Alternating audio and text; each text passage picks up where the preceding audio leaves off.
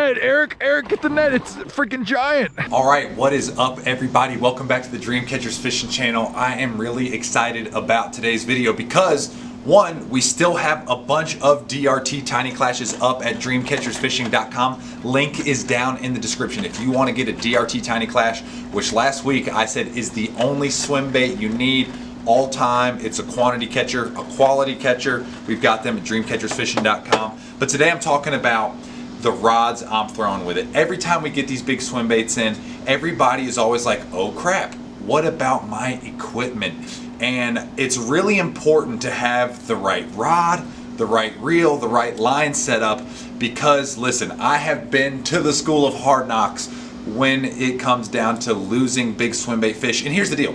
The reality is it's still going to happen in some regard, because when you talk about getting small treble hooks that are on these baits, and just the fact that these baits are 6-7 inches, they weigh a couple ounces or a few ounces, man, the fish can get so much leverage when they come up head shaking. If it's hooked outside the face, if it's hooked just skin hooked, you're using big line, there's just a lot of things that can go wrong. But I have what I believe 3 rods that are amazing to keep those fish pinned. I want to first tell you that when I got into swim bait fishing, I was one of these guys that was like power fishing or die. Like all I wanted to do was like the heaviest, stiffest rod, the biggest, stiffest line, the gear ratio was just crazy quick. I was just one of these guys that believed in, I'm gonna hook these fish and I'm just gonna keep as much pressure on them as possible and get them in the boat. So I did that and I had great success, and that works really well with a single hooked bait like a Huddleston or a Defiant or just any of these big swim baits that has one single hook, because you're just keeping pressure on one hook in the roof of their mouth. Usually when they inhale the bait, it's going to the roof of their mouth or the side of their mouth where there's some heavy hard flesh to penetrate and stay pinned. So you could get away throwing a really heavy rod, faster tip, big line with a big reel. But as I progressed into glide bait fishing, like my Depths 250s, my Hinkle trouts, Hinkle shads, DRTs, all these baits, man, I really started losing a lot of fish. I caught some big fish, but I also lost a lot of big fish. And it was driving me crazy. I'm like, what in the world? What is the perfect rod and reel setup for these bigger treble hook swim baits? So today I'm going to be talking about 3 rods. I've got them right here that are really good rods, and they all have one thing in common, and that is they have some parabolic qualities. So what does that mean? When I say parabolic qualities, it means, watch this, they bend all the way down mid-blank, like down into the handle of these rods. Essentially, I went from thinking these are just big swim baits, I need to just grind these fish in the boat and get them in and boat flip them, to holy cow, I need to let these fish have some give, I need to be able to keep them pinned.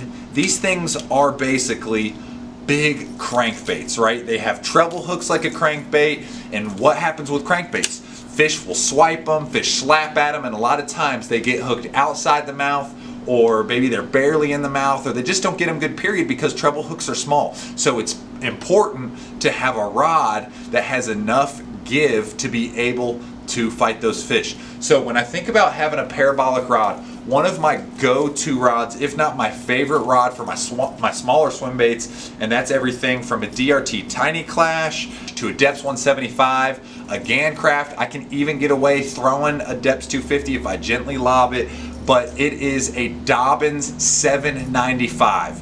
This rod on it says glide bait, swim bait, umbrella rig.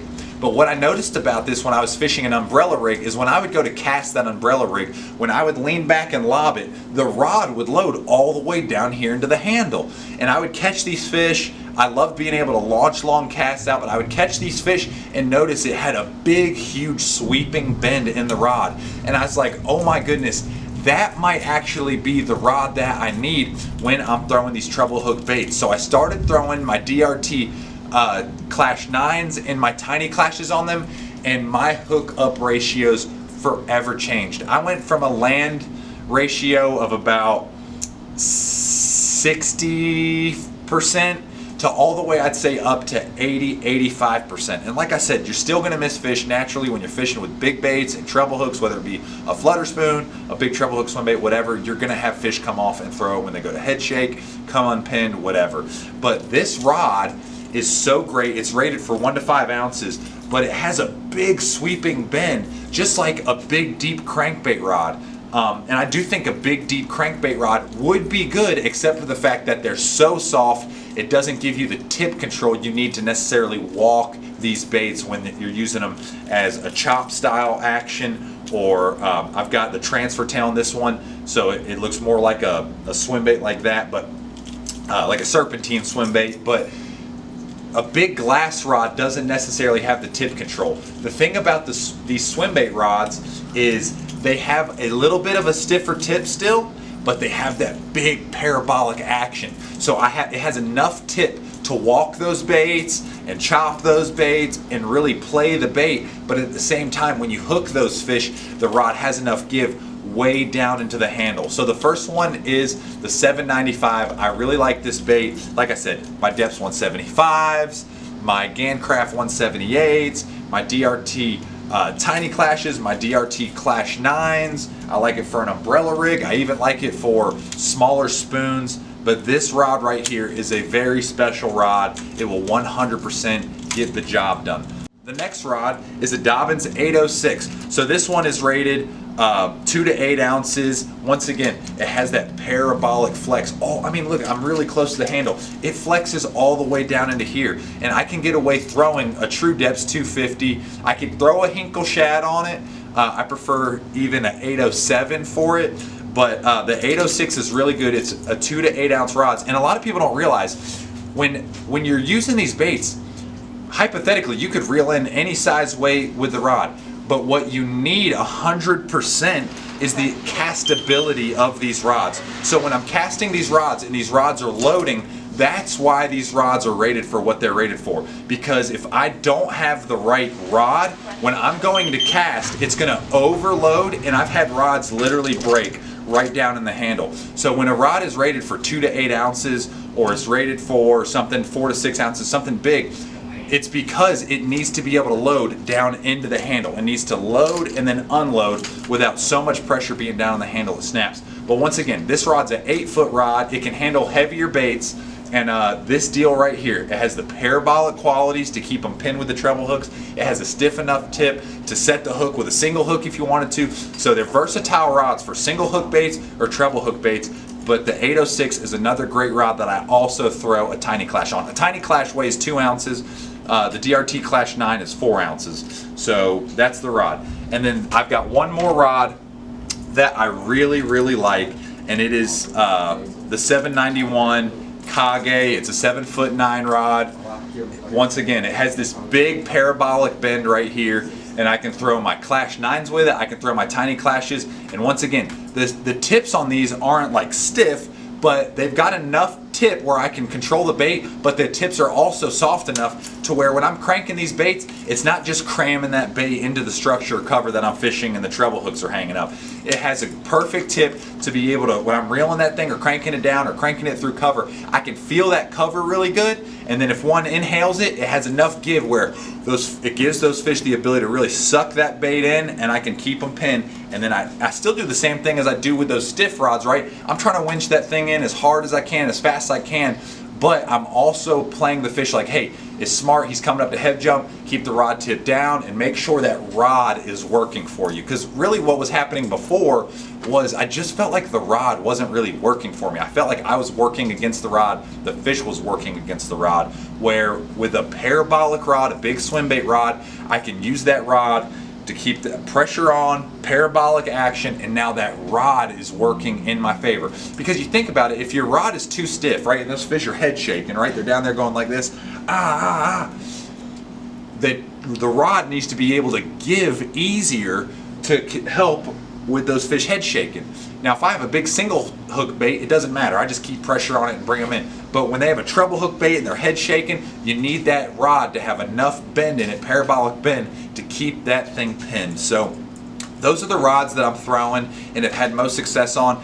My rods, even when I'm going up to my bigger baits, when it's going up to a hinkle shad or a hinkle trout or one of those giant treble hook baits, they still have the same quality. They're just rated for a heavier bait to be able to cast, right? So they have that nice tip. It's a stiffer tip to be able to control the bait, but it's still soft enough and then goes into the blank where when I hook those fish, I get that whole action, that whole rod bend, and it keeps them pinned. So that is the key. When you're swim bait fishing, don't make the mistake that I did.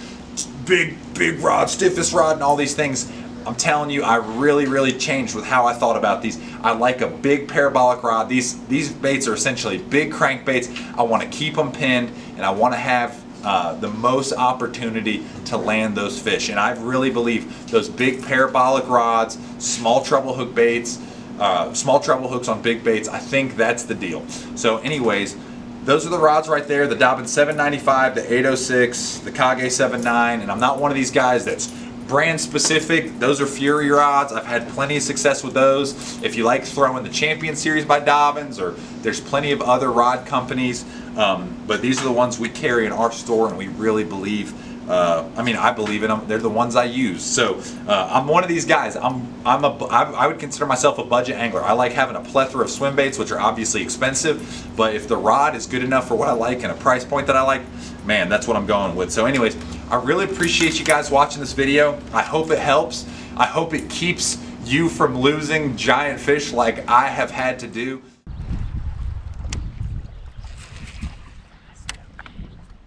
It's only stupid if I catch a 10. Oh! Oh! It's only stupid if I catch a 10. Oh! Dude, get the net, Eric! Eric, get the net! It's freaking giant! Go! No! No! There's another one with it! Oh my God!